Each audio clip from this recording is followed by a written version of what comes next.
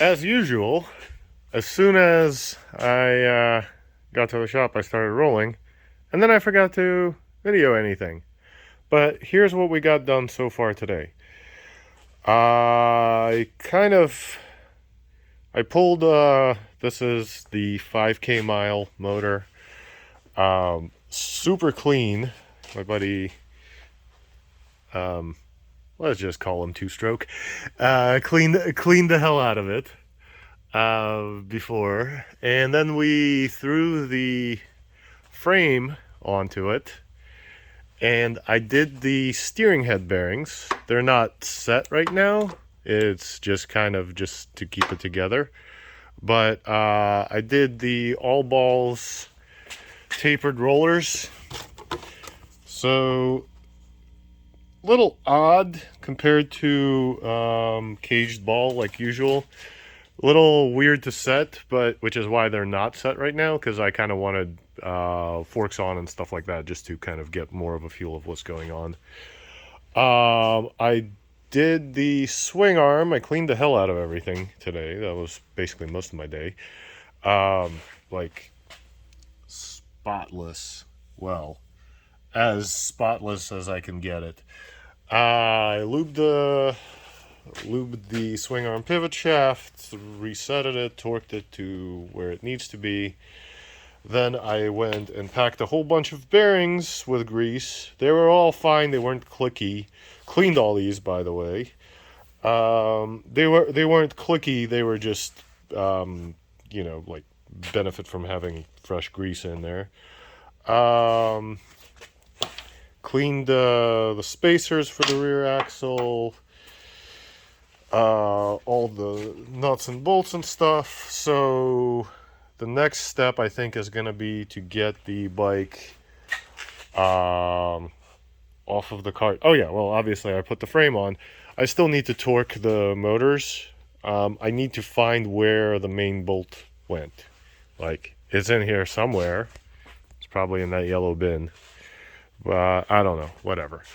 And I found a really cool thing. The wheels are absolutely pristine. They're hiding up there, but the wheels are like just as fresh as wheels get for a 2005.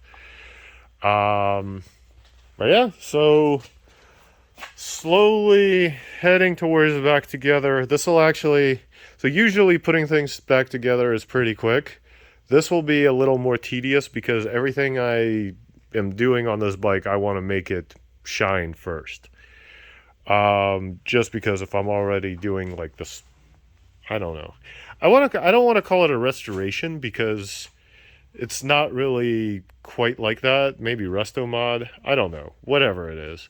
But if I'm putting this bike together and it's taking all these nice parts, I might as well take the time and clean the hell out of everything, because this thing was like absolutely black before I started. The cool thing with all the swamp that was on this bike is the swamp formed a nice protective layer around everything. So things like the swing arm and frame and triples are actually like in really nice shape. So here's how the triple cleaned up.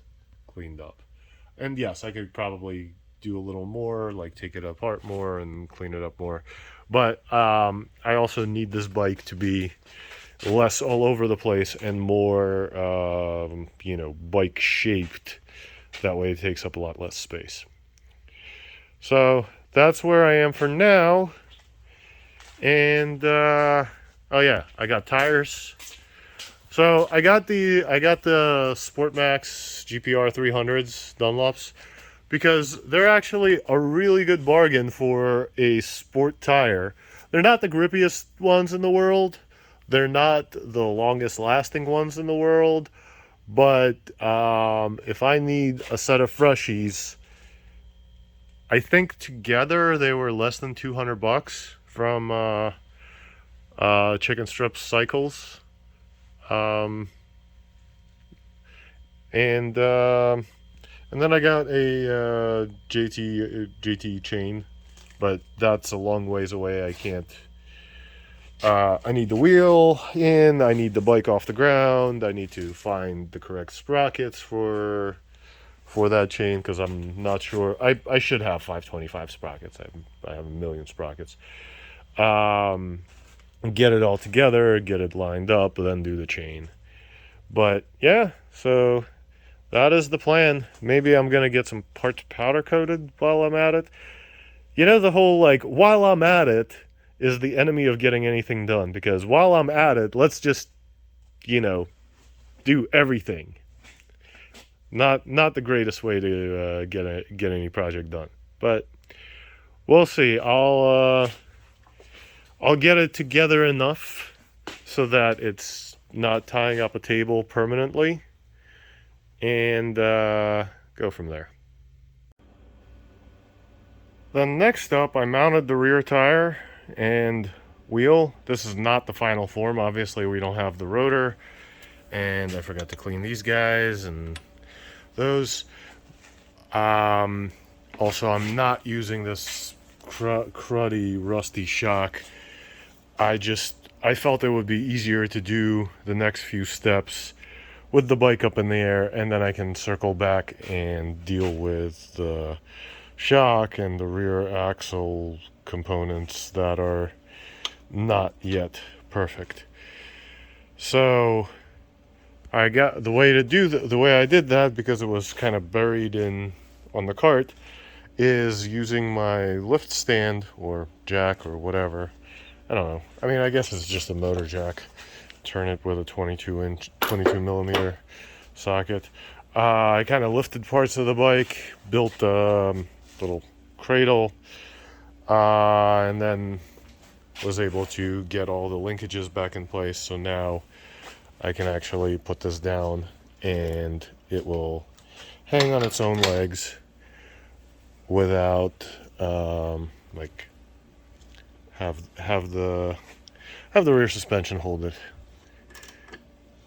Well, when the rear axle stops sliding around.